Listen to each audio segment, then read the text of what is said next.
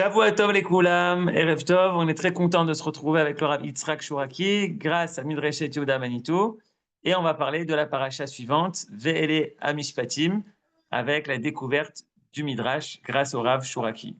Bechavod Harav. Alors, Erev Tov, il y a à travers l'étude du Midrash, parfois on arrive à distinguer dans la paracha différents sujets qui sont traités dans la paracha. Et cela, avant de rentrer dans le fond même du Midrash, suivant la façon dont le Midrash coupe la paracha en différentes parachiotes, je dirais.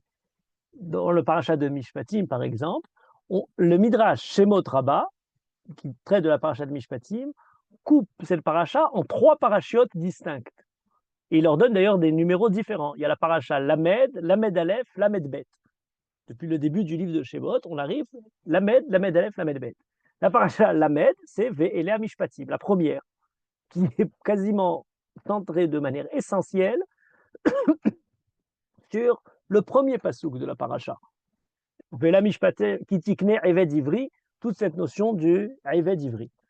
La deuxième paracha du Midrash, paracha Lamed Aleph, elle traite de Im Kesef Talve et Ami, les prêts pour les gens démunis, et notamment l'interdiction de prendre des intérêts dans ces prêts-là, Alva Beribit.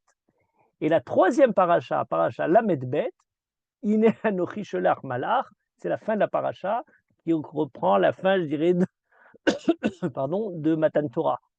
C'est là où on trouve Maaseh Venishma, c'est l'avancée vers Eretz Israël. Et donc, la paracha de Mishpatim se distingue de cette façon-là. Les Mishpatim d'une part, les prêts à intérêt et l'historique de Matan Torah. Et c'est très intéressant. Pourquoi? Parce que pour certains de nos Chachamim, la paracha de Mishpatim elle-même était distinguée entre 2 parachiotes. L'une de Mishpatim et l'autre les lois du Ribit. Par exemple, si vous prenez le Sefer HaChinuch, dans le Sefer HaChinuch, qui sur chaque paracha nous donne le nombre de mitzvot de la paracha, pour la paracha de Mishpatim, fait 2 comptes séparés, un pour Mishpatim et un pour Im Kesef Talve et Ami, la deuxième partie de la paracha. De la même manière, Rabbeinu Behaye, dans son commentaire sur la paracha, fait à un moment de au moment de Im Kesef Talve et Ami, dans la deuxième partie, une nouvelle ouverture, comme si on commençait une nouvelle paracha. Et il y a même d'ailleurs, dans certaines communautés, dans une certaine configuration d'années, où on a besoin dans des Shanot Meubarot, des années bissextiles, où il y a besoin d'avoir un mois en plus, et donc les parachutes sont coupés en plus petites parties pour arriver avant Pessah, où on partageait la paracha de Mishpatim en 2. D'une part, Mishpatim, le début, et d'autre part, Im Kesef Talve et Ami, la deuxième partie qui traite des prêts à intérêt. Et c'est sur cette partie du Midrash que j'aimerais m'étendre ce soir, notamment dans la façon dont le Midrash la relie avec la première partie. Le Midrash Shemot Rabbah, paracha Lamed Aleph, la première partie de cette paracha, ouvre avec un pasouk de Tehillim, Tov ish chonen umalve, yechakel devarav bemishpat. Tov ish chonen umalve, un homme est bon quand il est généreux et il prête son argent, Yechalkel devarav bemishpat, mais il va gérer sa conduite par la justice, par l'équité. Et vous voyez que dans ce pasouk-là, avant d'aller plus profondément, on a Tovish Ronen ou Malvé, l'idée du prêt, et deuxièmement, Yechalkel devarav bamishpat, l'idée de la justice, et les mishpatim, les différentes lois du droit civil qui sont évoquées dans le début de la paracha. Voilà un pasouk qui lit les deux, mais qui en soi, j'allais dire, une contradiction. Comme s'il pouvait y avoir peut-être une contradiction même entre ces 2 parties, entre la partie de Mishpat et la partie de Alva'a Beribit, du prêt qui ne doit pas prendre d'intérêt, puisque le pasouk nous dit Tov ish chonen ou malvé. Chonen, vous entendez dans le mot chonen, matanat hinam, quelque chose qui est généreux, un don, et quelqu'un qui prête sans intérêt, sans avoir quelque chose qui, au contraire, va, je dirais, de la mida du Hesed. Et d'autre part, on a Yechalkel Devarav Bemishpat, Mishpat, eh bien, c'est l'équité, c'est la justice. Alors, on est dans le Hesed ou on est dans le Mishpat? C'est une question à laquelle les Parshanim répondent. Par exemple, Rashi, qui dit Tovish honen ou malvé, c'est vis-à-vis des autres. Quelqu'un qui est généreux, qui est, comment dire, agit avec bienfaisance vis-à-vis de son prochain. Mais la deuxième partie, Yechalkel devarav bamishpat, les Inyane atzmo, en ce qui le concerne lui-même, il agit avec la justice. Rigueur pour soi, générosité pour les autres. Voilà, première lecture de Rashi, simple et fondamentale. Le Radak, Rabbi Yosef Hayoun, donne une autre direction à ce passouk-là, pour lier l'équité, la justice d'une part, et la générosité du prêt qui ne cherche pas à avoir des intérêts. Il dit la chose suivante, Tovish honen ou malvé, il y a du chesed, oui, mais même le chesed, même la générosité, même la bonté, yechalkel devara bamishpat. Il faut gérer le chesed par la justice. Le chesed tout seul ne suffit pas. Il faut savoir l'aimer la tête, à qui donner, combien donner, comment différencier différentes nécessités d'application du chesed. Il n'y a pas de générosité, de bonté sans aucune limite. Ce sont les limites du chesed qui sont développées par le mishpat. Si le monde n'était qu'à deux, on pourrait avoir une générosité infinie. Mais puisqu'il y a trois personnes, eh bien, il faut commencer par départager. C'est la façon dont Lévinas présentait cette idée-là. La justice arrive pour départager la notion de Hesed, la notion de Hava. L'amour illimité n'est pas possible, il faut la justice. Et ce passouk-là nous donne Tov ish honen ou malvé, yechalkel devarav b'mishpat. Il doit gérer ce Hesed, cette Hanina, cette Alva'a avec la justice. Ce sont des deux pirouchim, des pashtanim, de ceux qui nous donnent le sens de ce passouk-là, d'après le pshat, tel qu'il est évoqué dans le livre de Tehilim. Le Midrash va dans une toute autre direction. Et il dit Tov ish honen ou malvé, celui qui va prêter de façon généreuse, sans intérêt. Il est écrit la chose suivante, ish, le mot ish est évoqué dans la Torah, on l'a lu dans la paracha de Béchalar, Adonai ish milchama. Akadosh Baruch Hu est appelé ish milchama. Tov ish honen ou malvé, c'est pour parler d'Akadosh Baruch Hu. Akadosh Baruch Hu est Hanoun, Akadosh Baruch Hu est débiteur, et celui qui nous donne, nous prête. Il n'y a pas de créature dans le monde qui n'est pas justement vis-à-vis d'Akadosh Baruch Hu, qui emprunte à Akadosh Baruch Hu. Tov ish honen ou malvé, voici Akadosh Baruch Hu qui est Hanoun, qui est Rahum, et qui au contraire est honen, mais dans le sens pas simplement du prêt, mais du pardon, qui est mohel sur les rishonot. Im kesev talvé et ami, dans la lecture du Midrash, prend quelque chose de totalement différent. Le passouk a une certaine bizarrerie dans la Torah. Im kesef talvé et ami, et ani imar. Si tu empruntes de l'argent à mon peuple, et ani aux pauvres, imar qui est avec toi. On le traduit généralement sur ani imar, le pauvre qui est avec toi. Le Midrash nous donne une autre manière de lire. Ça fait révocation à Akadosh Baruch Hu. Si tu empruntes de l'argent de la même manière que je le fais, Imar, avec toi, tu le fais vis-à-vis de mon peuple qui est dans la détresse. Im kesef talvé et ami et ani, et Imar, comme moi, j'agis vis-à-vis de toi. Moi, je donne sans demande de retour, je demande, Akadosh Baruch Hu donne avec le pardon pour les avonotes.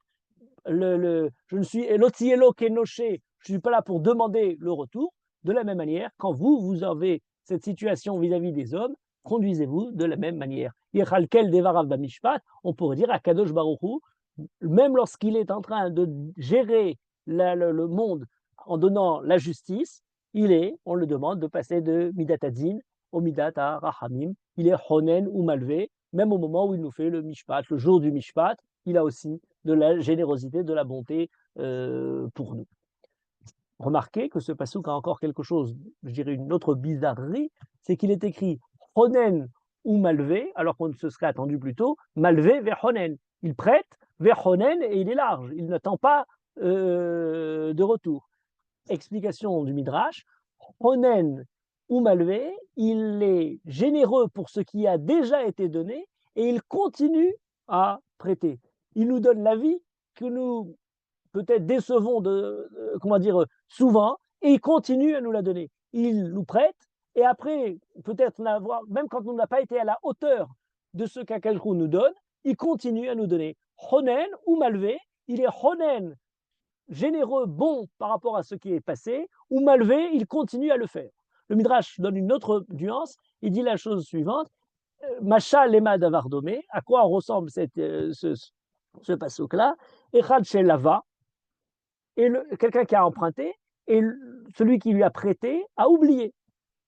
Après un certain temps, l'emprunteur vient chez son créancier et lui rend sa dette, et le créancier lui dit « Pourquoi tu me l'as rendu, je t'en ai rappelé? Moi, j'avais oublié, je l'avais complètement perdu de tête. Tu ne m'aurais pas ramené, je n'aurais pas demandé. » De la même manière, à Kadosh Baruch Hu, nous venons lui rendre notre dette, on demande Selicha, on est mitvadé, le vidouille, etc. Et à Kadosh Baruch Hu, Mohel, en nous disant, puisque vous en êtes souvenu, Zocher kol hanishkachot, ce que lui se souvient, c'est ce que nous avons oublié. Si nous en souvenons, Akadosh Baruch Hu l'efface, Akadosh Baruch Hu l'oublie pour nous. Et de la même manière, nous devons prendre exemple sur la conduite d'Akadosh Baruch Hu. Mais le Midrash continue. Et là-dessus, il nous donne différents éléments. Il nous dit par exemple, Malvé Hashem Honen Dal, Ugmulo Yeshalemlo. Notre passouk, cette fois-ci, pas de Tehilim, mais de Michelet, et qui dit la chose suivante, Malvé Hashem Honen Dal, Ugmulo Yeshalemlo. C'est un très beau passouk qui dit la chose suivante, Malvé Hashem, celui qui prête à Akadosh Baruch Hu, Honen Dal, c'est celui qui va avoir la pitié, la bonté vis-à-vis du plus démuni, de celui qui est Dal. Malvé Hashem, le prêt à Kadosh Baruch Hu, c'est le fait d'être Honen Dal, d'avoir de la générosité pour les malheureux. Ugmulo Yeshalem Lo, et le retour de la dette, c'est Akadosh Baruch Hu qui la rembourse. Nous, on prête à un malheureux, c'est dans cette façon-là, comme si on l'avait prêté à Akadosh Baruch Hu, et c'est Akadosh Baruch Hu qui est celui qui nous rend. Rabbi Elazar, sur ce passouk-là, nous explique dans le Midrash, Akadosh Baruch Hu noten lechem lechol basar. Akadosh Baruch Hu nous donne notre subsistance pour toute l'humanité, et quelqu'un précède Akadosh Baruch Hu. Avant que la nourriture arrive vers les plus démunis, quelqu'un s'occupe d'aller l'approvisionner, d'aller aider quelqu'un qui est dans la détresse. C'est comme s'il était hotef la mitzvah, comme si il arrachait la mitzvah d'Akadosh Baruch Hu pour la faire lui-même avant Akadosh Baruch Hu. Akadosh Baruch Hu lui répond et lui dit Allah il est shalem et gemulo, c'est moi qui lui rembourserai ce qui a été fait. Comme si jamais on ne peut pas prendre d'emprunt à Akadosh Baruch Hu et de rendre à Akadosh Baruch Hu. On est tout le temps dans cette situation-là. Par conséquent, Akadosh Baruch Hu nous dit si vous prêtez à quelqu'un un malheureux, eh bien c'est vis-à-vis de moi. C'est à moi, comme si vous m'aviez prêté à moi-même, et c'est moi qui vous le rendrai. Et cette idée est fondamentale parce qu'on va voir qu'elle a, un long développement ou une longue manière d'entrevoir les choses, selon laquelle l'emprunt n'a pas quelque chose de réciproque, mais a quelque chose de transitif. Et je crois que c'est toute l'idée que le Midrash développe. Il y a réciprocité lorsqu'on veut recevoir quelque chose, il faut le rendre. Il y a transitivité quand après avoir reçu quelque chose, on ne le rend pas à celui qui nous l'a donné, mais on continue vis-à-vis de quelqu'un d'autre. Et c'est là que le Midrash continue en nous disant Im kesef talvet ami et ani imar. Troisième passou qui rapporte le Midrash. Vous voyez la méthode, la démarche du Midrash. On a des psukim dans la paracha pour traiter de la façon de lire la paracha. Le Midrash ramène des psukim de Michelet, de Tehilim, qui complète et qui donne un certain sens au psukim en question. Marbe hono benesher, vetarbit la honen dalim et kabetzenu.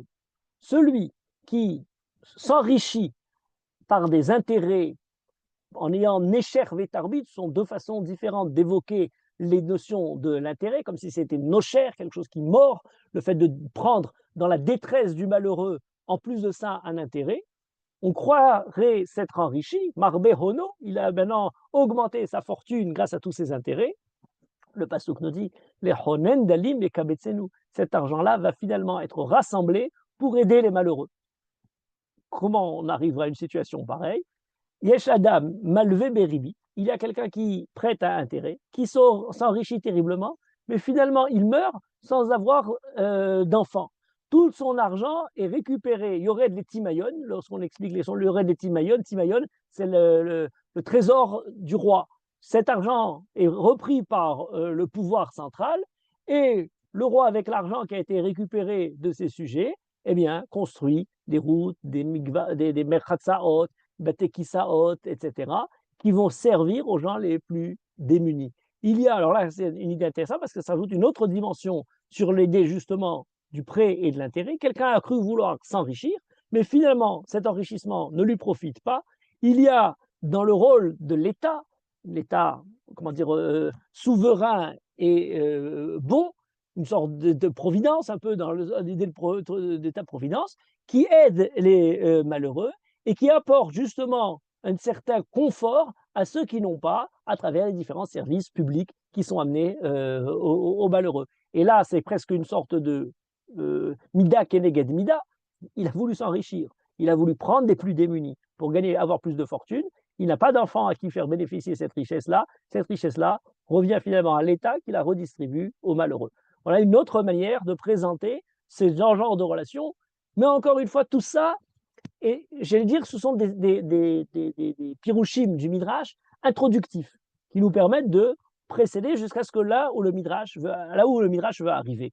Des situations qui ne sont pas nécessaires. Imaginez un peu, on a un cas de figure particulier. Or là, le Midrash continue et nous dit, toujours pour expliquer notre premier passouk, Tov ish chonen ou malvé yechalkel devarav b'mishpat, kol biryotav shel hakadosh baruch hu lovim zemizé. Et ça devient très intéressant pour nous. Le Midrash nous dit, l'idée du prêt, du don, de la générosité, de l'un qui reçoit, qui rembourse son prêt, est quelque chose d'universel. Kol biryotav, la création est fondée sur ce principe. Ce qui est très intéressant, c'est que tout d'un coup, après avoir donné certains éléments, du prêt intérêt, du malheureux, ta façon d'aider Akadosh Baruch Hu à subvenir aux besoins du monde, on passe à une vision qui tout d'un coup est plus que macro, universelle, absolue, où on nous dit c'est un principe fondateur de la création. Cherchez l'emprunteur, cherchez le créancier, cherchez où est-ce qu'il y a. Il y a de l'emprunt, il y a de la dette un peu partout dans le monde. Et le Yechalkel Devarav Bamishpat se lit dans ce passouk-là, Ishronen ou Malvé, il y a quelqu'un qui prête et qui est généreux, Yechalkel Devarav Bamishpat, il agit dans sa conduite, Bamishpat, selon la règle de l'univers, dans l'univers tout entier. Et le Midrash nous donne une liste, nous donne une suite d'éléments dans lesquels on a des prêts, des intérêts ou non. Alors justement, pour nous expliquer, l'idée c'est qu'il y a un prêt, il y a une dette, mais il n'y a pas l'intérêt. Alors on nous prend le premier qui nous est ramené dans le Midrash, nous dit Hayom love minalayla ve'alayla minayom. C'est très beau comme idée. Il y a dans le temps qui se déroule, le jour qui emprunte à la nuit et la nuit qui emprunte au jour, ou qui rend un peu au jour. Une sorte d'équilibre, les vases communicants entre le jour et la nuit. Mais le Midrash rajoute, on va l'expliquer dans un instant, il dit oui, mais c'est plus que ça. L'un emprunte à l'autre, mais ils n'ont pas de déboire, de dispute l'un avec l'autre, comme un créancier avec celui qui a emprunté, puisqu'il est écrit Yom le-yom yabia omer, laïla yachavedat, en omer ve'en devarim beli nishma kolam. Ce prêt du jour à la nuit et de la nuit au jour est dans le silence et dans l'harmonie, n'est pas du tout dans la revendication. On dit, bon, mais où est-ce qu'il y a ce jour entre la nuit? Mais c'est très simple, le temps qui passe de l'année se déroule de cette manière-là.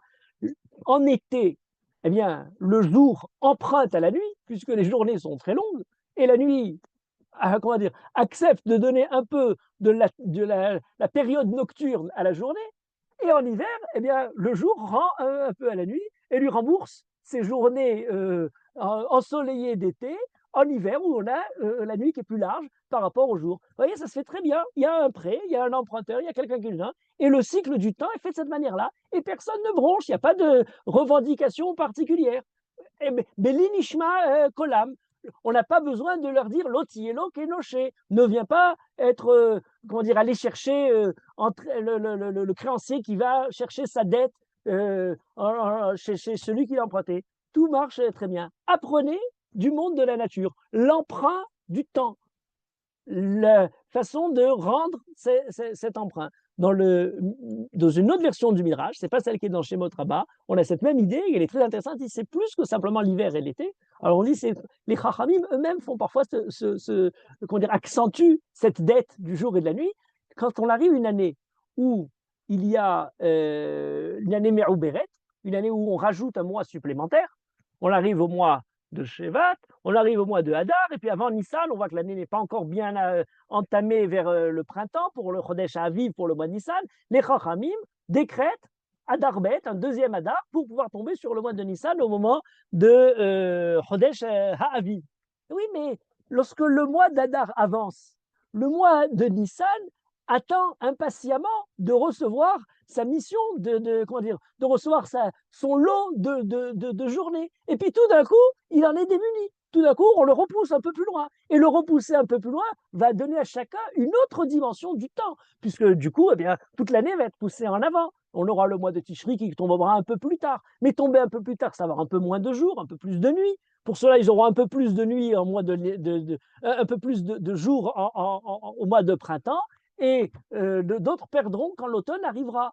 Eh bien, les Chachamim, par leur conduite du Ibour Hashana, entraînent cette situation-là d'emprunt du jour vis-à-vis de la nuit pour les mois eux-mêmes.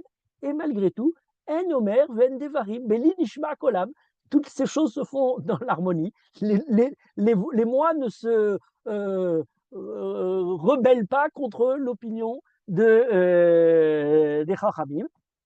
Ils ne vont pas chercher au Bet Din pour avoir gain de cause de cette manière-là. La nature est prête à déposséder l'un pour donner à l'autre, Bechinam. Tout ça est une seule organisme, et l'ensemble du globe terrestre, du climat. Et pourquoi les hommes n'apprennent-ils pas justement de la nature? Étant donné que tout ça est un seul, un seul organisme, c'est pour cette raison-là que parler du jour et de la nuit, c'est une façon un petit peu imagée des Chachamim d'en parler.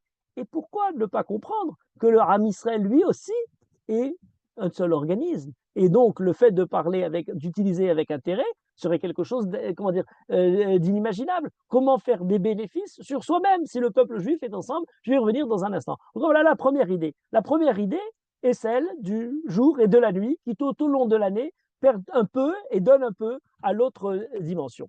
Deuxième image des prés qui sont dans le monde. Alevana, lova mina kochavim, vea kochavim mina levana. C'est très intéressant. La lune, cette fois-ci, emprunte aux étoiles la lumière, et les étoiles empruntent la lumière des Koravim. Alors on dit pourquoi la lumière et les Koravim? Ah ben oui, dans le mois, la lune n'est pas toujours aussi claire, remplie, pleine. Elle diminue et elle se remplit. Quand la lune est pleine, eh bien la lumière de la lune éclipse un peu la lumière des étoiles, des petites étoiles. On voit la lumière de la lune de manière plus essentielle. Par contre, lorsque la lune disparaît, eh bien, tout d'un coup, le soleil, la nuit est plus sombre, et dans ce côté sombre, on voit plus certaines petites étoiles. Donc, il y a dans la lune qui diminue et qui s'agrandit, eh bien, comme pour le peuple juif qui diminue et qui a agrandi, des moments dans lesquels elle est en perte et des moments où elle rembourse un peu cette perte-là. Elle complète le manque qui a été fait. D'ailleurs, on donne l'image de la lune à la fois par le Ham Israël et les étoiles, comme les tzadikim. Matzdiki arabim kakochavim, dit Daniel dans le Perek Yudbet, qui est le Perek qui termine le livre de Daniel, où il faut faire le sioum. En tout cas, lorsqu'on arrive des tzadikim kakochavim, on a la Levana, d'une part, qui est le peuple juif, et les Kochavim, qui sont les tzadikim. Est-ce que le peuple juif et ces tzadikim ont une relation aussi, l'un qui emprunte à l'autre? La grandeur du peuple juif vient de tous ces êtres extraordinaires, de tous ces géants qui sont les tzadikim, ou alors les tzadikim eux-mêmes prennent leur force de l'ensemble du peuple juif qui est avec eux. Voilà les Levana et les Kochavim. Deuxième point que le Midrash évoque pour parler du prêt, des intérêts, enfin de la façon d'emprunter. Troisième, ça commence à devenir plus compliqué. Haor lové mina shemesh, ve shemesh mina or. Alors c'est plus embêtant. Le soleil, la lumière qui emprunte au soleil et le soleil à la lumière. De quelle lumière s'agit-il? Alors il y a plusieurs parshanim qui expliquent dans les commentateurs du Midrash. Le premier, dans le Pirouche Haït Yosef, on nous dit, eh bien, il y a une lumière supérieure, absolue, transcendante presque dans le monde, qui existe avant le soleil, d'ailleurs dans la création du monde, avant le quatrième jour où Akadosh Baruch Hu crée la Maora Gadol, la Maora Katon, il y a quand même la lumière qui est créée dès le premier jour. Mais lorsque le soleil est créé, il emprunte de cette lumière-là. Il reçoit un peu d'une lumière plus haute que lui-même et il a comme vocation d'éclairer le monde. Et cette lumière-là, finalement, il la reverse. Donc, à Or Love Mina Shemesh, la lumière qu'on a, eh ben, c'est une lumière qu'on emprunte au soleil, c'est le soleil qui nous éclaire, mais le soleil lui-même l'emprunte à quelque chose de plus haut que lui. Certains expliquent en disant c'est les moments dans lesquels il y a la lumière lorsque le soleil s'arrête. Alors là, c'est plus dans la continuité du soleil. Par exemple, lorsqu'il y a avec le miracle au moment de Yehoshua, Shemesh Begivron Dom. Shemesh Begivron Dom, le soleil continue à éclairer. Il emprunte une certaine lumière au-delà de son rôle, au-delà de ses heures de lumière qu'il aurait dû avoir.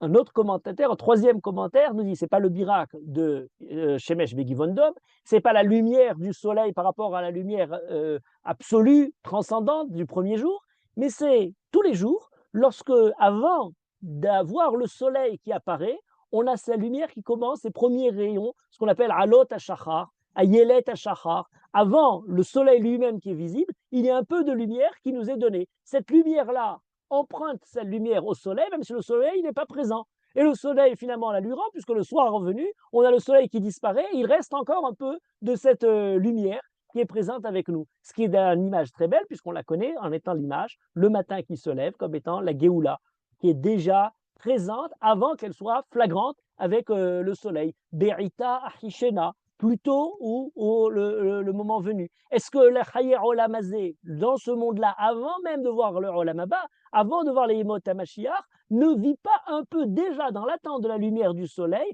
en ayant emprunté un peu de cette lumière?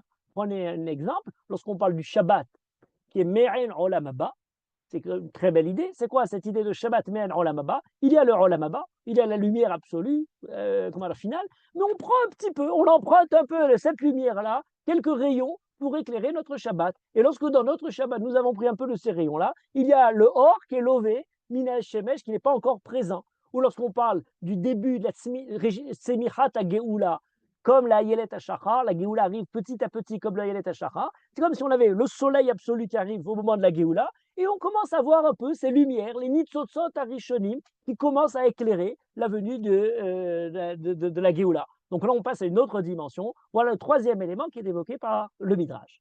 Quatrième, et là on arrive à chaque fois de plus en plus, j'allais dire, raffiné dans la recherche des Chachamim pour nous parler où se trouve du prêt, de l'emprunt dans la création. A Chochma, Lova Mina Bina, Vea Bina Mina Chochma. La Chochma emprunte à la Bina et la Bina à la Chochma. Alors bien entendu, on pourrait l'expliquer au niveau kabbalistique, ce qui n'est pas comment dire, notre recherche, notre explication maintenant, mais simplement au sens premier. Et certains des parchèmes nous donnent, Haït Yosef ou Yefetoar, on nous donne deux directions. Première direction, la Chochma, c'est ce qu'on a reçu de nos maîtres, la tradition.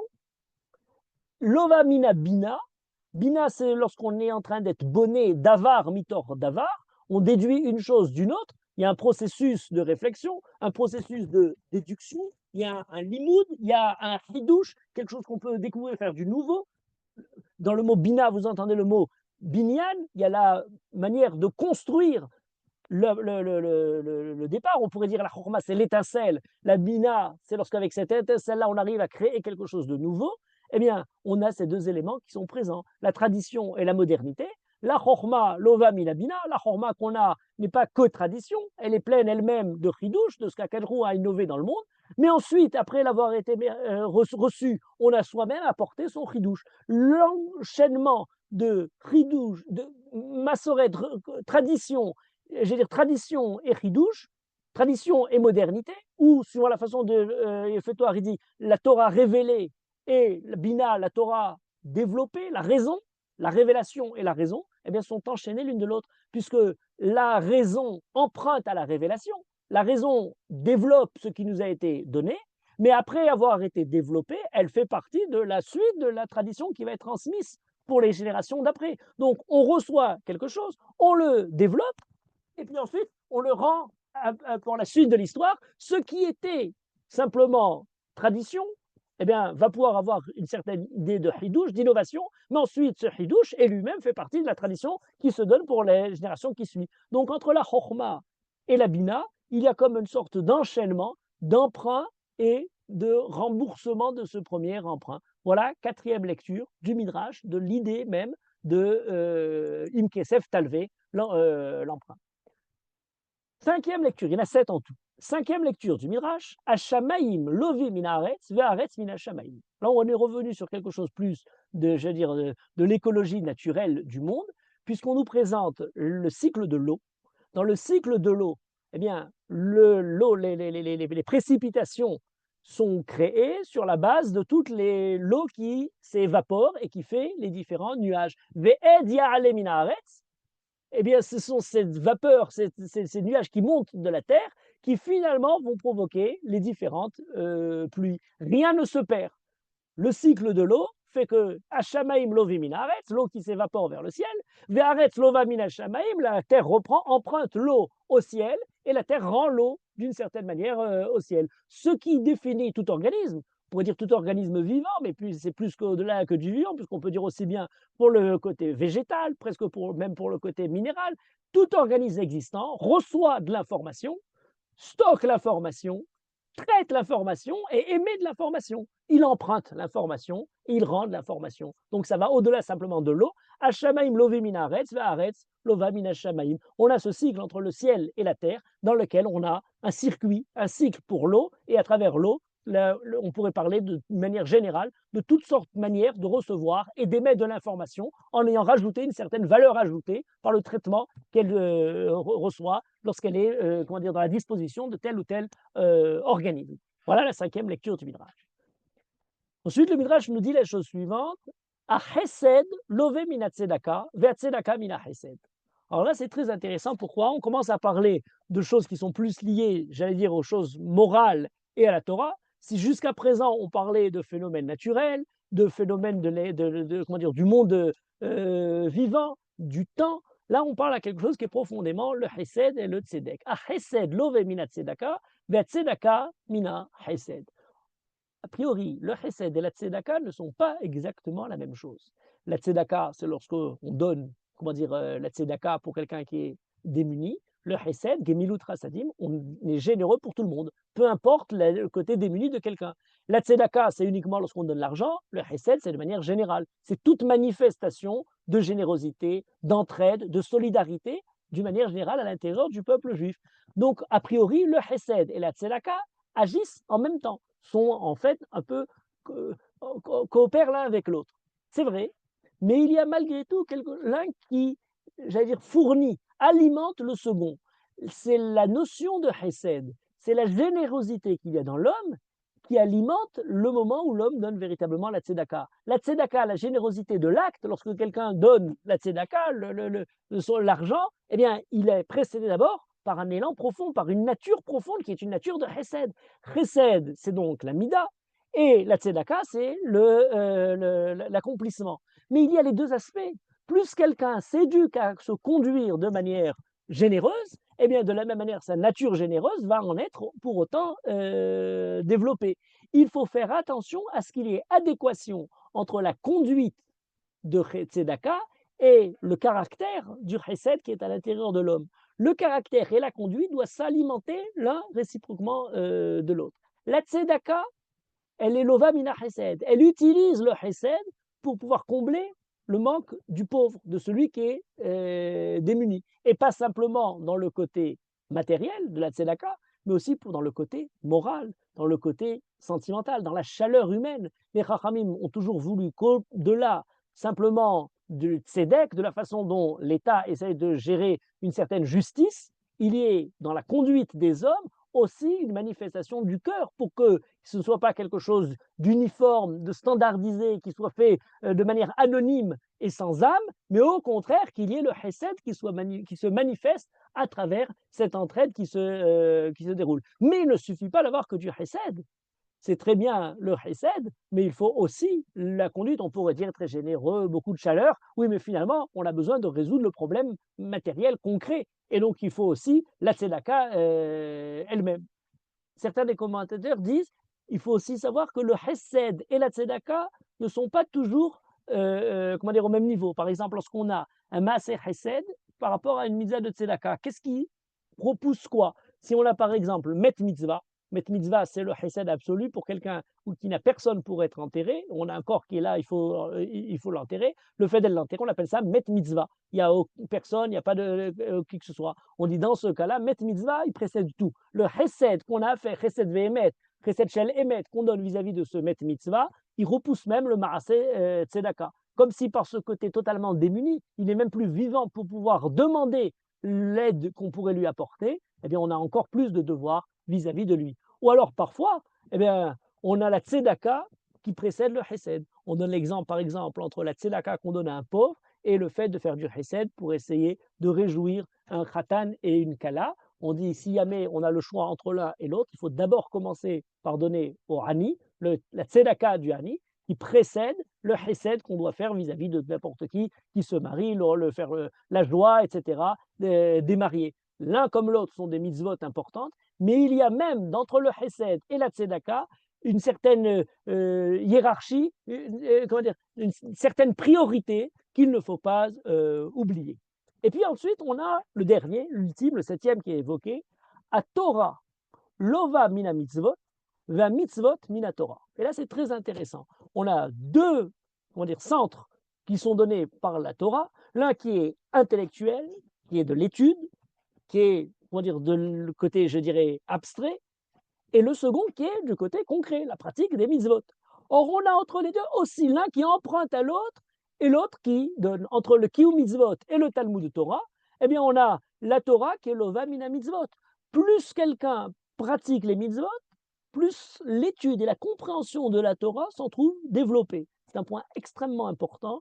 Les Chachamim nous disent, lorsque quelqu'un ne comprend pas quelque chose dans l'étude de la Torah, on se creuse la tête, on n'arrive toujours pas à comprendre, va faire une mitzvah, tu auras un srout qui te permettra de comprendre. Comme si les affaires de l'esprit ne sont pas simplement entretenues par les neurones et l'esprit, mais elles sont entretenues par le mérite moral de la conduite humaine. Où on n'arrive pas à une situation de celui qui est l'ilmod, shelo almenat la'asot, qui étudie comme une science comment dire, abstraite et qui n'a pas le côté concret. La Torah emprunte des mitzvot, c'est par la conduite des mitzvot qu'on développe la compréhension de la Torah. La mitzvot, mina Torah, c'est plus facile, bien entendu, puisqu'on ne peut pratiquer les mitzvot si on n'a pas la connaissance de quoi faire qui nous est donné par la Torah. Entre le naaseh et nishma, on a les deux. On a d'abord naaseh, la Torah qui est lova mina mitzvot, et ensuite nishma. Eh bien oui, le nishma, il est lové mina naaseh, puisqu'on doit commencer par faire nishma, appliquer ce qu'Akadosh nous donne, et ensuite, par cette application, Akadosh Baruch Hu nous donne, comment dire, nous développe un peu la possibilité de comprendre les mitzvot elles-mêmes. À part ça, il y a même des détails dans comment dire, de mitzvot particulières où on a des mitzvot qui sont repoussés, qui repoussent le Talmud Torah ou qui ne repoussent pas. Si quelqu'un a le choix entre étudier et pratiquer une mitzvah, il y a certaines mitzvot qui ont la priorité sur la Torah et d'autres non. Par exemple, lorsqu'on a des mitzvot où il y a d'autres personnes qui peuvent s'en occuper, on ne demande pas à chacun d'aller les pratiquer. Si quelqu'un étudie la Torah, il peut continuer. Exemple de ça, lorsque on doit aller comment dire, faire l'Evaya pour un mort, aller accompagner un mort dans sa dernière demeure.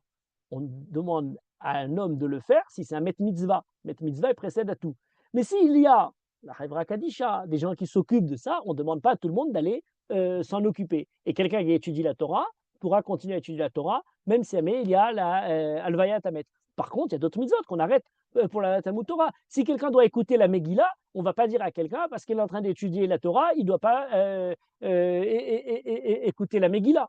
Je rentrerai rapidement entre parenthèses un sujet brûlant, puisqu'aujourd'hui le débat est posé pour dire si quelqu'un étudie la Torah, il n'a plus besoin d'aller s'occuper pour aller défendre, sauver des vies, comment dire, de défense, pour aller lutter pour la survie du peuple juif. Oui, mais on nous dit que c'est quelque chose de vital, c'est quelque chose d'essentiel. Le débat se pose autour de cette question-là. Torah lova mina mitzvot, mitzvot mina Torah. L'idée qui est derrière ces éléments-là, si on évoque à travers le fait d'emprunter et de rendre, eh bien, d'une certaine manière, l'emprunt ne demande pas d'intérêt, on a l'interdiction de prendre l'intérêt à partir du moment où on comprend qu'il s'agit de quelque chose d'organique. Comme je disais tout à l'heure à propos du temps, comme s'il s'agit d'un seul organisme, la compréhension intellectuelle et la pratique, même si parfois les uns empruntent aux autres, eh bien malgré tout reste quelque chose d'unifié. Il n'y a pas de véritable compréhension si elle ne touche pas l'individu au niveau fondamental, au niveau de son être, au niveau existentiel, jusqu'à changer sa conduite. Ça resterait quelque chose d'éthéré, quelque chose d'absolument spirituel. Alors qu'il n'y a pas non plus de pratique qui elle-même ne renforce pas quelque chose de particulier au niveau de la compréhension. Cette unité du limoud de la Torah et du Maaseh dans la conception de la Torah est essentielle et c'est présenté par nos Chachamim, entre autres dans ce Midrash, à travers cette idée de la Torah Shelova mina mitzvot, la mitzvot mina Torah.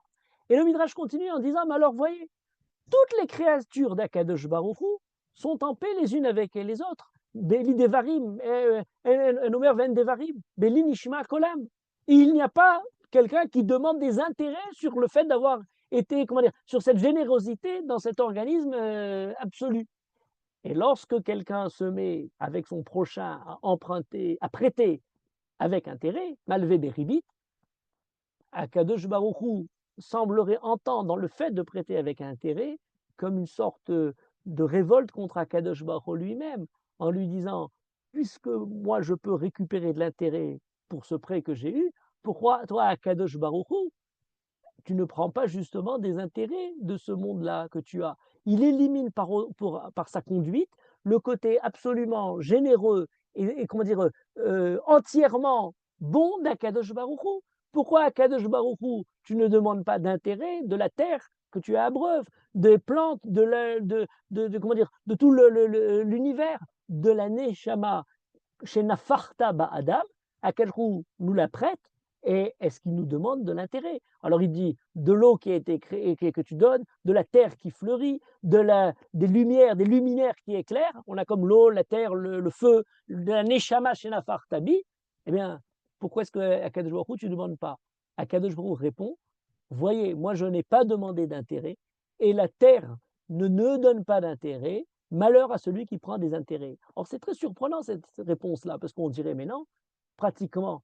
C'est vrai qu'il y a cet organisme, cette économie générale de la création, mais pratiquement, eh bien, on a quand même quelque chose qui donne, puisque la Terre reçoit de l'eau, mais finalement, elle rend cette eau, pas simplement par l'évaporation ou par les fleuves qui de la mer continuent à la mer vont ensuite s'évaporer, elle fait fleurir toute la végétation. Et comment dire, la chaleur, la lumière du soleil permet aux arbres, comment dire, tous les différents végétaux, d'amener des fleurs, d'amener des fruits. C'est, comment dire, ce côté comment dire, vert permet d'alimenter les animaux, permet d'alimenter l'homme. Finalement, il y a malgré tout, dans tout ce cycle présenté par le Midrash, pas simplement des emprunts et des remboursements, ça va beaucoup plus loin. Et lorsqu'un quelqu'un donne à l'homme la Neshama, ben, on emprunte la Neshama. Neshama Shenatatabi Teoraï. On a le devoir de la rendre à Akadosh Baruch Hu le jour venu. Oui, mais en attendant, l'intérêt de tout ça, c'est le fait d'avoir été Metaken à Atarolam, c'est d'avoir fait la Avodat Hashem. On emprunte à Akadosh Baruch Hu la vie, mais on rajoute à cette vie une valeur supplémentaire. C'est la conduite de justice, c'est la conduite du mérite, c'est la Torah, c'est les Maasim Tovim. Et de la même manière, à propos, comme on disait tout à l'heure, à propos du Hesed et de la Tzedaka, lorsque on prête et on fait cette générosité entre les hommes, eh bien, c'est justement parce qu'on ne peut pas la rendre à Kadosh Baruch Hu qu'elle continue à travers les hommes. Le fait même, je dirais, la marche même du temps, eh bien, le présent emprunte au passé toutes ces traditions, tout l'apport qu'on reçoit, mais finalement le rend à l'avenir par toute son innovation, par toute la façon comment dire, de créer quelque chose de nouveau, par le projet, par le progrès. Voilà, il n'y a pas finalement quelque chose qui est entièrement neutre, figé. Alors comment le comprendre? Il y a une réponse qui est celle de Rabbi Khalfon HaKohen de Djerba, qui pose la question, il dit, parfois les gens nous demandent pourquoi entre juifs, on a l'interdiction de prendre des intérêts. Quand on prête un intérêt, on ne doit pas demander intérêt, alors qu'avec les goïms, on a le droit. Pourquoi est-ce qu'on n'aurait pas les gens disent, ah, il faut qu'il y ait une même amat mida, une seule mesure de justice pour tout le monde, ce qui est absurde. On a tous différents niveaux de justice. La conduite morale vis-à-vis de soi-même n'est pas la même qu'on a vis-à-vis de son épouse, n'est pas la même qu'on a vis-à-vis de ses enfants, n'est pas la même qu'on a vis-à-vis comment dire, d'une famille, d'une communauté, de gens qui sont proches ou de gens qui sont loin. À chacun, on a une réflexion particulière, avec une conduite particulière, avec des mesures particulières. C'est absurde cette idée, il faut qu'il y ait amat mida, achida pour tout le monde. Ce serait justement, on entend toute la journée l'importance de la différence, et ensuite quand on dit justement il faut donc avoir une conduite particulièrement qui discerne les différences, ah non, il faut que tout soit la même chose. Rabbi Khalfon nous dit pas du tout. Dans le Ham Israël, on a quelque chose de spécial. Ce qui est spécial dans le Ham Israël, c'est ce qu'il appelle Berit Shel Chesed, qui est évoqué par le Midrash quand le peuple juif est sorti d'Égypte.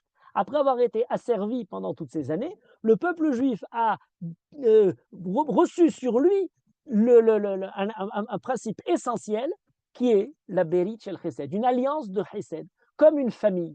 Une famille dans laquelle on ne va pas commencer à chercher à avoir des intérêts dans la détresse de nos proches. On essaie de combler si on a les moyens sans aucune attente de retour. Donc on fait un prêt sans avoir le ribit qui est justement nocher, même si, logiquement, rationnellement, peut-être dans une logique économique normale, il n'y aurait pas de raison de dire j'ai prêté de l'argent, comme j'ai loué une voiture, comme j'ai prêté loué une possession immobilière, je pourrais recevoir un intérêt là-dessus. C'est vrai, c'est une logique qui existe, mais lorsqu'il s'agit du bien de quelqu'un qui est proche, et le peuple juif dans son ensemble vit sous le mode d'une grande famille, eh bien, on n'essaye pas de faire des intérêts au moment de la détresse de l'autre. Donc, il y a cette idée d'un seul organisme qui est unique. On est un peu à l'instar du monde vivant de manière générale. Mais à travers cette idée-là, une question fondamentale nous est posée, à laquelle il faut réfléchir de manière essentielle. C'est le problème de la dette d'une manière générale. Parce que le problème de la dette, c'est un problème qu'on retrouve de partout. On le trouve au niveau individuel, au niveau familial, au niveau collectif. Les États, la dette, c'est le grand, le sujet. On emprunte quelque chose, il faut rendre ce qu'on a emprunté. Oui, mais on peut emprunter de différentes façons. Et ce qui est très intéressant dans le Midrash, c'est que le Midrash nous donne différents niveaux de toutes les façons dont on peut justement emprunter quelque chose et le rendre. Le prêt est peut-être quelque chose, un moteur fondamental de la vie. Eh bien, que se passe-t-il de la valeur ajoutée? Les Français disent au clair de la lune, prête-moi ta plume pour écrire un mot. Alors on a emprunté la plume, on rend la plume, mais au moment où je rends la plume, est-ce qu'il y a eu une valeur ajoutée ou je juste dois rendre la plume sans l'avoir cassée? Non, au passage, pour écrire un mot, j'ai écrit le mot. Et du moment où j'ai écrit le mot, eh bien, c'est plus quelque chose de simple. Le prêt, la plume est passée, la plume est revenue, mais finalement, il y a eu une valeur ajoutée. À qui revient la valeur ajoutée? À celui qui a prêté la plume ou à celui qui a écrit le mot, justement? Voilà, on pourrait passer. Prêtez-moi votre attention. Ça fait déjà 50 minutes que je vous demande de prêter l'attention. Je vous la rendrai avec intérêt. Si vous me prêtez votre attention un certain temps, j'essayerai de vous donner un chidouche. Ah ben oui, alors vous me donnez sur cette après avoir occupé votre attention un certain temps, j'essayerai de dédouaner cette générosité de votre attention en vous essayant de l'augmenter de quelque chose de plus. Prêtez-moi un coup de main. Ah oui, passez-moi un petit peu un coup de main. Le résultat du travail, c'était un intérêt ou c'est un don, hein? Est-ce que je dois rendre le coup de main? C'était facile. À l'époque où j'ai un voisin qui a un champ à récolter des agrumes à aller prendre, je vais l'aider, oui. Et comment il va me rendre l'aide que je lui fais? Je ne suis pas agriculteur, je suis parti. Comment va-t-il rembourser la dette? Alors un jour, on invente l'argent et on dit, ah, c'est facile, on va pouvoir payer le prix du travail. Oui, mais à partir du moment où ce genre d'échange, où le prêt se transforme maintenant avec quelque chose qui est quantifiable par l'argent, se pose un problème nouveau. Et qu'en est-il maintenant justement de l'intérêt, de la possibilité maintenant de transformer le travail, la générosité, la bonté en quelque chose monnayable? Et c'est là que répond la réponse alors de Rabbi Khalfon de tout à l'heure. Il dit non, pour de l'argent, c'est pas quelque chose dans lequel il y a une dette. c'est quelque chose qui est un brit shel chesed. C'est une alliance de chesed. Nous sommes un seul organisme. Et remarquez qu'en hébreu, le mot halva'a, c'est très beau comme racine. Le mot halva'a, lové, malvé, qu'est-ce que vous entendez comme autre racine, à part le fait de prendre, emprunteur, celui qui prête, etc. Vous entendez le mot lévi, léva, les lavotes, mélavé, livouille. Le lévi, c'est celui qui accompagne. Comme si le fait même de prendre une halva portait en lui déjà l'idée d'accompagner quelqu'un. Ben oui, on est là, c'est un proche, il faut lui prêter, j'allais dire, les halvot, qu'aider les lavot auto. On ne suit pas notre prêt pour être sûr qu'il va être remboursé, parce qu'on a peur d'avoir mis notre argent, d'avoir prêté à perte. Non, on le suit parce que justement, on suit la personne qui est dans la détresse. Et d'ailleurs, vous pouvez chercher dans les parshanim, les balshanim, les chachamim qui ont écrit des dictionnaires, des Sifrei HaShorashim, le Radak, Rabbi David Kimchi, qui a un livre qui s'appelle Sefer HaShorashim, un dictionnaire important des Rishonim, et dans son dictionnaire à la racine lava, lamed vavhe, il nous ramène les deux racines. La racine de Lévi, Livouille, l'accompagnement, et la racine de Alva'a, les Alvot, les deux sont dans un même ordre d'idées. Le Maharal de Prague développe ça de manière merveilleuse, en disant, dans le Nitiv de la Tzedaka d'ailleurs, il dit la Alva'a montre justement, manifeste par ça, la Hardout, l'union du Ham Israël. On est ensemble comme un Mamlechet Kohanim Vegoy Kadosh, ça c'est dans la Avodat Hashem, on est Kohanim, mais dans la conduite morale et dans la façon de l'entraide et la solidarité à l'intérieur du peuple juif, on est une nation de Lévi'im, de Malvim, où on emprunte, etc. Vous voyez comment on a pu diffamer, profaner de manière incroyable la merveille du prêt, de la conduite du peuple juif, lorsqu'on l'a réduite par la cruauté des nations à être des prêteurs à intérêt et transformer justement cette idée de prêt à intérêt dans ce qu'on a pu connaître dans les étages les plus bas de la conduite des goyim vis-à-vis du peuple juif. Le prêt, la halva'a, était le siman d'une nation de Lévi'im, qui sont pas simplement Lévi'im prêtres vis-à-vis d'Akadosh Baruch Hu, mais qui sont des gens qui sont Lévi'im, qui accompagnent le peuple juif. Mais il y a encore autre chose. Il y a encore autre chose, je vous ai parlé tout à l'heure de la transitivité, c'est très important. Vous avez reçu la halva d'Akadosh Baruch Hu, et puis on va la rendre, et puis on va essayer de rendre le monde qu'Akadosh qu'on nous a donné, on a reçu tous les bienfaits de la création, en améliorant le monde. Et en améliorant le monde, on va avoir quand même un certain intérêt, pas volontaire, pas voulu, pas cherché simplement, mais Akadosh nous dit, Perot le'olam haba, v'keren kayemet lo, ou Perot ba'olam hazeh, v'keren kayemet lo le'olam haba. On reçoit malgré tout olam hagemoul, olam hasachar. On a reçu le monde, on améliore le monde, et finalement, on reçoit le'olam haba, une certaine récompense pour ce monde-là. Le travail qui a été fait va quand même recevoir son salaire. C'est plus un prêt, c'est plus un don simplement, c'est le fait d'avoir emprunté le monde, de l'avoir amélioré et de recevoir le prix le salaire de ce travail. Mais on a une autre dimension. On nous dit Hachem Natan, Hachem Lakar, et on dit Yehi Shem Hachem Mevorach. Alors remarquez l'idée très intéressante. Hachem Natan, Hachem Lakar, il y a le dépôt, Akadosh Baruch Hu a déposé, Hachem Lakar, on rend le dépôt à Akadosh Baruch Hu, tout est bien. Mais il y a quelque chose qui s'est produit entre-temps. Entre le Hachem Natan et Hachem Lakar, en ce que là, Akadosh Baruch Hu nous donne et Akadosh Baruch Hu reprend, pour la vie par exemple, Yehi Shem Hachem Mevorach. Ça veut dire quoi, Yehi Shem Hachem Mevorach? On n'accentue pas assez cette deuxième partie du passouk.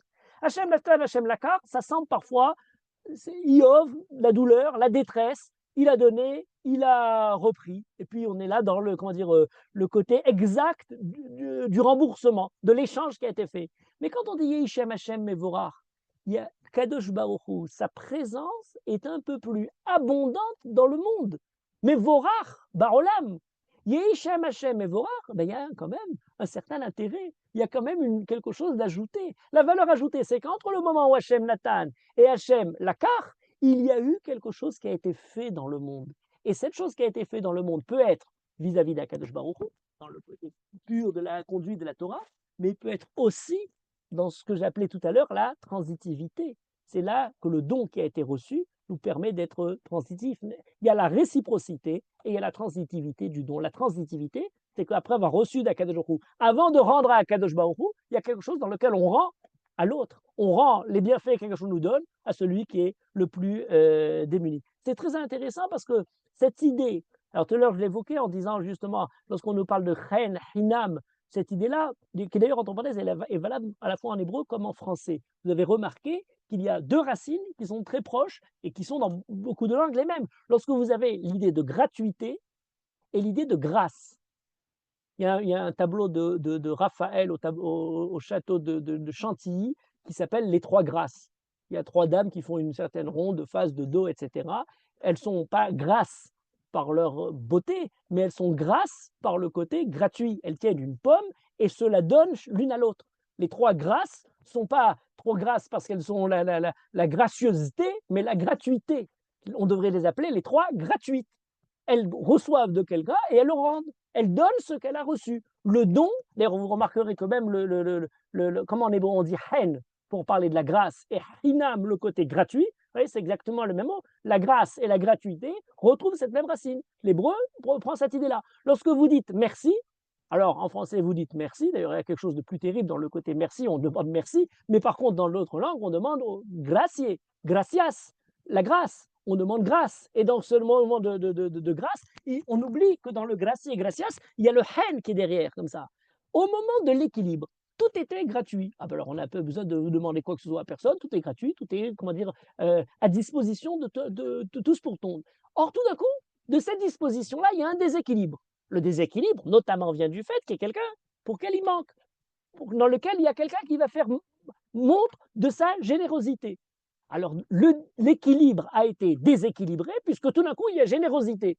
Comment va-t-on rétablir l'équilibre? Alors, on dit merci. Merci, grâce. Le merci, la karatatov, la karatatoda, c'est par le nom la possibilité de rendre ce déséquilibre. D'ailleurs, j'ai expliqué dans un autre contexte que le mot même de Yehudi, puisqu'on dit modé ani lefanera, juif vient de Yehuda. Yehuda, des habitants du territoire de Yehuda, qui est appelé territoire au nom de la tribu de Yehuda, appelé tribu au nom du personnage de Yehuda, appelé Yehuda au nom de la reconnaissance, Apam, Odé et Hachem, de la reconnaissance vis-à-vis d'Akadosh Hu. Donc le peuple juif qui dit tous les matins Modé Adi Lefanera, il dit à la fois je suis reconnaissant et en même temps je suis juif puisque je suis Yehuda. Mais d'où vient le mot Odaa? Et ça c'est très intéressant. D'où vient le mot Hodaa? Le mot Hodaa vient du mot Hod, et le mot Hod vient justement du reflet de l'émanation, comme le Head, comme l'écho, comme la manifestation de quelque chose qui est reflété. J'ai reçu quelque chose, il y a eu un déséquilibre par cette générosité. Par la façon de dire Toda, j'essaye de refléter un peu dans mon remerciement comment dire, le bien qui m'a été fait. Alors c'est très bien, mais est-ce que ça suffit? Est-ce que la Toda, le merci, le Head, peut suffire dans ce côté?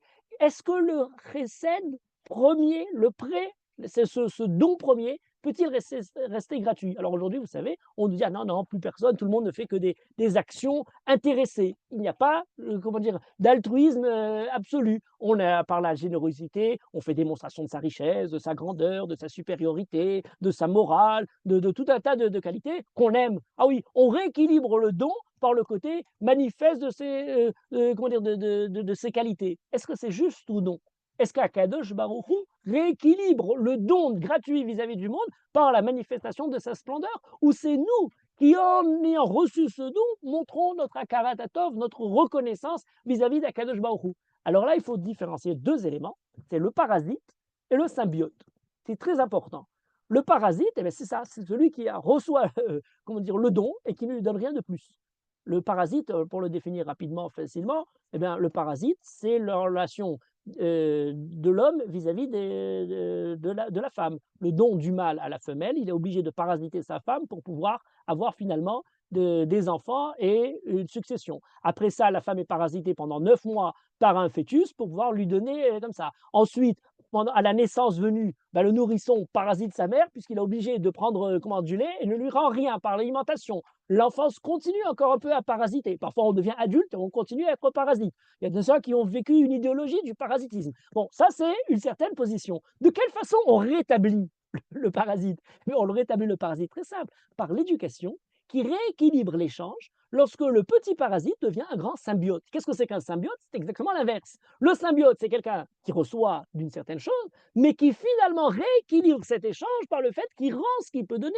Et donc, il y a une relation dans les deux sens. L'échange redevient équilibré parce que chacun donne équitablement. Ce qu'il a reçu, je veux dire, après avoir parasité, il est à un moment où il a besoin maintenant de montrer que ça va être versé vers d'autres. Alors, c'est pas nécessairement dans le premier temps, on pourrait dire, bon déjà, vis-à-vis comment dire, l'homme vis-à-vis de la femme, l'enfant vis-à-vis de la génération qui le précède, mais surtout d'une autre façon. Et c'est là c'est le côté transitif. Le côté transitif, c'est que disent les parents? Ils disent ben voilà, j'ai travaillé, j'ai fait, comment dire, tout l'effort qui a été fait pour donner à l'enfant ne sera pas dans l'attente d'un retour vis-à-vis des parents, mais dans le fait que l'enfant comprend le système pour essayer d'être transitif, de le reproduire à son tour pour quelque chose qui va continuer. Et le monde continue, c'est ça. Le don, c'est pas vis-à-vis de la génération directe, le don est dans la continuité, dans la manière de reproduire cette même conduite. Et d'ailleurs, l'endroit là où on le retrouve de manière manifeste, et c'est alors on retombe un peu, on va reprendre maintenant le début du Midrash, ou la fin, le domaine spirituel, puisque le seul domaine dans lequel j'ai une pomme, je donne la pomme à quelqu'un, il l'aura et je ne l'ai plus. Dans le côté matériel, l'objet échangé, le fruit de l'échange, va démunir un côté, déséquilibrer un côté pour le donner à l'autre. Dans l'idée et dans la connaissance, ça ne marche pas comme ça. Dans le domaine de l'esprit, j'ai une idée, je vous la donne, mais je la garde autant. Donc il y a quelque chose de fabuleux. La Torah, c'est comment donner sans rien perdre. C'est comment dire, la base même de la Torah. Ou alors, deux possibilités. Donc j'ai soit donné quelque chose qui, d'autant il est spirituel, et je ne le perds pas, ou alors donner en recevant la réciprocité par le fait de transformer le don matériel en valeur morale. Ça, c'est le Rav de la Tnuat à Moussar, qui est donné cette idée-là. Les besoins matériels d'autrui sont mes besoins spirituels. Pour lui, c'est de la matière, pour moi, c'est de l'esprit. Donc là, il y a un passage où on est passé de côté concret à quelque chose de spirituel. Mais ensuite, on n'a plus besoin de réciprocité, on a la transitivité. Akadosh Baruch Hu donne à l'homme, l'homme reproduit le don d'Akadosh Baruch Hu dans la connaissance par la Torah, dans les mishpatim, dans les devoirs de l'homme vis-à-vis Ben Adam Lachavero. Donc on a reçu la Torah. Recevant la Torah, on essaie d'être à la hauteur dans la connaissance, comme dans la pratique, comme dans la conduite, mais cette conduite se reverse vers quelqu'un d'autre. L'enseignement de la Torah à autrui, la pratique comment dire, solidaire et bienfaisante vis-à-vis de quelqu'un d'autre. Et alors, on reprend les différents passages de tout à l'heure, et je terminerai avec ça. On a dans le Midrash cette évocation de ce prêt. On avait commencé le premier, c'était Yom Valaïla. Yom Valaïla, c'est le temps. Ah ben, c'est la définition première du ribit. La première, la plus simple, le jour. La nuit sont ceux qui forment des unités de temps. Le ribit, par définition, c'est le fait de louer le temps, de monnayer le temps. Dans la Gemara, dans Masechet Baba Metzia, on nous dit quelle est la définition même du ribit? C'est lorsqu'on prend de l'argent sur le temps. Est-ce que le temps qu'Akadosh Baruch Hu nous a donné, pas l'objet, pas les matières, pas le travail, mais le temps lui-même, peut-il être monnayé? Le monnayage du temps, c'est la définition du ribit. Le temps n'est pas une marchandise négociable. C'est le domaine exclusif d'Akadosh Baruch Hu, maître du temps. Akadosh Baruch Hu offre le temps à l'homme pour en disposer, pas pour le marchander. On n'a pas de maîtrise du temps qui devient à lui seul une source de revenus. Qu'est-ce qu'on fait dans le temps? La kedusha du temps, le travail apporté dans le temps peut être monnayable. On a construit quelque chose, on a produit un certain travail, mais pas le fait de dépenser le temps lui-même comme étant ce qui va être monnayé, puisque dans le ribit, la définition du ribit, c'est qu'on rembourse le prêt, l'argent lui-même, mais les jours qui sont passés à Garnatar, le sachar d'avoir gardé l'argent un peu plus longtemps, c'est ce qui va être payé. Première définition, Yom Valaïla, comme étant la définition de la nuit. Deuxième définition, le Ham Israël. Le Ham Israël a des moments éclairés, comme la lune et les étoiles. On parlait de la lune qui emprunte aux étoiles et les étoiles à la lune.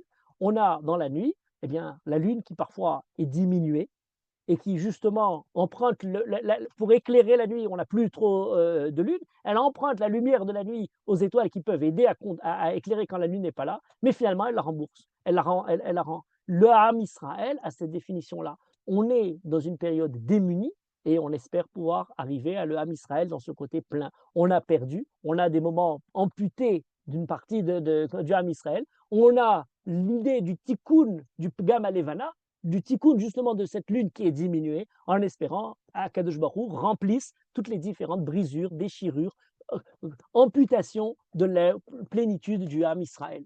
Ensuite, on nous dit il y a la lumière du soleil qui donne la lumière. Un soleil transcendant, une lumière transcendante qui est au soleil et qui continue. C'est la définition même de la transitivité. Akadosh Baruch Hu donne la lumière au soleil, mais le soleil ne la garde pas pour lui, ne la donne pas au monde supérieur, mais la donne à l'homme. Le soleil, d'ailleurs, est appelé Shemesh, Kamash, Tashmish. On a le côté utilitaire, on a une lumière abstraite, spirituelle, la Torah, et puis on a ensuite une lumière matérielle, concrète, comme le soleil, qui est le Tashmish. Il reçoit la lumière du spirituel et il la redonne vis-à-vis de l'homme. Le quatrième élément qui était donné dans le Midrash, c'était la Chokhma et la Bina. La Chokhma emprunte à la Bina et la Bina rend à la Chokhma. L'intellect, le côté intellectuel. On reçoit des données, on déduit de ces données qui deviennent elles-mêmes ces déductions, les données de ce qui va suivre entièrement. Il y a chidouche, il y a création, il y a une découverte, et cette découverte-là va finalement être remboursée, payée, elle va continuer. Encore une fois, transitivité. On ne rend pas au maître simplement le fruit du chidouche, on rend à soi-même, l'élève va enseigner ensuite ce qu'il a déjà reçu de son maître. Ensuite, on nous dit Shamaim Vaaret, alors ça c'était le côté de l'écologie, des cycles de la nature, mais à travers les cycles de la nature, eh bien, c'est le réseau général de la nature, la merveille de l'organisation de la nature qui emprunte, qui reçoit et qui transmet l'eau, le fleuve et la mer. Et bien de la même manière, l'eau, le fleuve, et finalement, alors c'est pas que transitif, là c'est peut-être un degré supérieur parce que là, la pluie donne au fleuve, qui donne à la mer, donc on a chacun qui transmet un peu plus loin, mais finalement, la mer revient. Il y a quand même une certaine réciprocité, mais elle est réciproque qu'après avoir d'abord été développée et faire quelque chose d'autre. Je termine rapidement parce que là, c'est des sujets qui devraient être beaucoup plus traités longuement, juste en faisant référence. Lorsqu'on nous a parlé du Hesed et de la Tzedaka, le Tzedek et la Tzedaka, le Hesed et le Din, c'était la 16e interprétation du Midrash. Là, c'est un emprunt réciproque. Je ferai simplement référence au Rav Ben Amozeg, qui dit que dans la Torah, dans son livre Morale juive et morale chrétienne, il y a à la fois une morale et à la fois une politique. Il y a à la fois quelque chose qui touche la croyance, le cœur, les valeurs intérieures, on pourrait dire du Hesed, la Tzedaka, et on a en même temps une loi, on a en même temps le Tzedek, on a en même temps une justice. Et ces deux aspects, l'un à l'autre, empruntent. La justice et la loi empruntent le caractère moral raffiné de la morale, et la morale elle-même emprunte à la loi le côté rigoureux, le côté du droit, la réflexion sur les problèmes de la morale, sur la réflexion à travers la justice. Donc on a ces deux aspects-là qui sont la base même de la conception politique de la Torah, politique et morale ensemble. Et la fin, le dernier par lequel je termine, c'est celui dont on a évoqué tout à l'heure, la Torah et les mitzvot, l'emprunt de l'idée et de l'acte. On a une idée, cette idée-là permet d'agir, et une fois qu'elle a permis d'agir, elle permet de développer une idée plus profonde, et ainsi de suite, de façon presque infinie. Vous commencez par avoir une conduite. Est-ce que, alors, qui a commencé par quoi? On pourrait dire, ben non, d'abord l'homme est jeté dans l'existence, et ensuite il la comprend, et ensuite il agit un peu plus, et ainsi de suite. Par quoi on commence? Grand débat, et on nous a dit Naase Venishma. On commence d'abord par le côté existentiel, premier et essentiel, le devoir existentiel vis-à-vis de la Torah. J'allais dire, l'existence précède l'essence, c'est la meilleure manière de définir le Naase Venishma. Ce n'est pas sous la forme de Sartre, mais c'est sous une autre forme. L'existence, c'est-à-dire l'impératif existentiel de la pratique des mitzvot, Naase, précède Nishma, l'impératif intellectuel, intelligible de la connaissance, de l'idée qui est ensuite, et ces deux ne font qu'alimenter l'un vis-à-vis de l'autre. Vous voyez qu'à travers une mitzvah particulière qui apparaît dans la paracha, Im Kesev Talvet Ami et Imar, on parle du ribit, on a l'impression qu'on entend parler d'une loi spéciale, des emprunts, la façon de gérer les intérêts, etc. Le Midrash nous fait une ouverture qui nous permet tout d'un coup de réfléchir à l'ensemble de tout ce qui nous concerne et de dire finalement, on voit du prêt, de l'intérêt un peu partout. Quelle est la réflexion juive? Pas simplement sur les emprunts, sur le côté pécuniaire de la chose, mais sur l'ensemble de la connaissance, de la conduite, de l'écologie. Le monde entier, on est entouré de tout ça, Et l'essentiel, c'est de comprendre qu'à travers cette dimension-là, de manière réciproque, de manière transitive, de manière reconnaissance vis-à-vis d'Akadosh Baruch Hu, nous partissons un petit peu dans l'ensemble de l'économie morale de l'univers qu'Akadosh Baruch Hu a créé.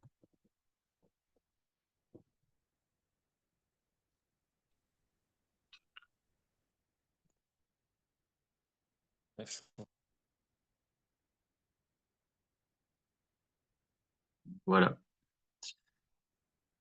Magnifique. S'il y a des questions, les amis, c'est le moment. On peut ouvrir les micros et réagir.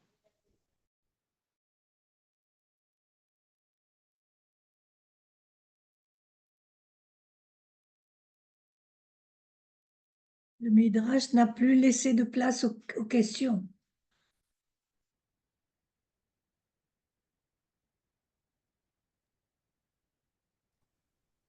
On n'a pas entendu. Rav Chouraki, vous pouvez rallumer votre micro. Annette, je ne sais pas, je n'ai pas entendu. Alors, j'ai fait une remarque. Le Midrash ne nous a plus laissé une question sans réponse. On a tout placé.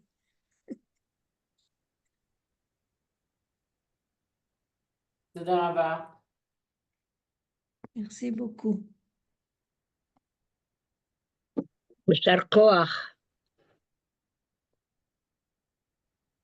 Mais quand même, quand on entend Naaseh Venishma, la conduite, elle est quand même conduite par des principes. Oui, vous avez raison de me laisser. C'est pour ça que je disais l'un entraîne l'autre. C'est la poule qui fait l'œuf qui commence. Parce que Naaseh, on se conduit et ensuite on comprend. Donc on a besoin pour comprendre d'avoir d'abord comment dire, le côté de L'expérience. s'identifier, l'expérience existentielle. Très bien. Mais on ne peut pas faire si on ne sait pas qu'est-ce qu'il faut faire. Donc pour pouvoir Naaseh, Lo Hamaharetz Hassid, pour pouvoir avoir la conduite, il faut avoir l'étude un peu qui précède. Donc, et donc c'est ce qui montre qu'il y a toujours un engrenage. On apprend quelque chose, on le fait immédiatement, on la comprend un peu mieux et on le pratique encore mieux. Et ainsi de suite, ça continue. Donc, c'est vraiment l'exemple même de ce qui est, comment dire, cette chaîne, plus simplement sur l'écologie de l'eau ou d'autres choses, de cycle, mais c'est le cycle moral. Donc, effectivement. Mais là, est-ce qu'on pourrait donc admettre que dans nos actions, on a quand même comme un guide intérieur qui précède l'étude? Oui, mais ce guide intérieur, comment dire, le Rav Kook explique qu'on a une adéquation entre deux éléments, la Torah qu'Akadosh Baruch Hu révèle du ciel et la Torah qu'Akadosh Baruch Hu a presque donnée dans la Neshama à l'homme lui-même. Et il y a une adéquation entre ces deux, du haut et de l'intérieur de l'homme. Donc c'est vrai. Mais d'un autre côté, on ne peut pas non plus se fier simplement à la, comment dire, à la Torah comment dire, spontanée, du cœur, ou qu'on ressent, parce que autrement, on pourrait arriver à beaucoup. On a besoin, là c'est encore une fois le din et le chesed, d'avoir le côté rigoureux comment dire, de l'étude pour pouvoir la définir. Donc on a la connaissance, la conduite et ainsi de suite.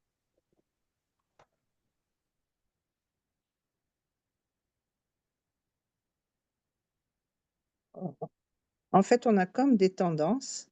Ça peut être celle du din, ça peut être celle du chesed, et qui peut-être même s'exprime par l'inverse de la tendance naturelle, on va dire.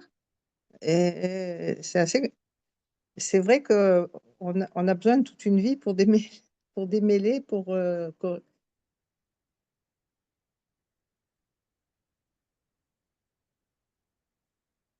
Oui, c'est vrai. Top. Bah, merci Rav Chouraki. Toda rabba lekoulam. Bonne soirée à tous. Merci. Shabbat tov. Shavua tov.